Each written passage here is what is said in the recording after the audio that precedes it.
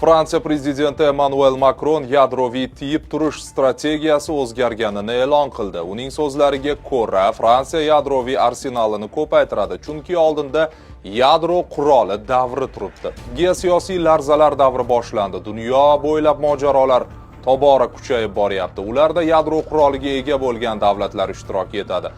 Ularning yadroviy bo'sag'adan o'tish xavfi ortib bormoqda. Ozod bo'lish uchun qo'rquv uyg'otishimiz kerak. Fransiyaga hujum qilishga jur'at etgan har bir kishi qanday tovon to'lashini bilishi kerak. Biz yadroviy tiyib turish strategiyamizni yangilayapmiz, dedi u. Biz ballistik raketalarni joylashtiradigan yangi suv osti kemasi qurishni boshlayapmiz. Biz yadroviy qallaqlar sonini ko'paytiramiz va bundan buyon arsenal hajmi haqida hisobot bermaymiz. Keyingi yarim asr yadro quroli davri bo'ladi, deb qo'shimcha qildi Fransiya rahbari.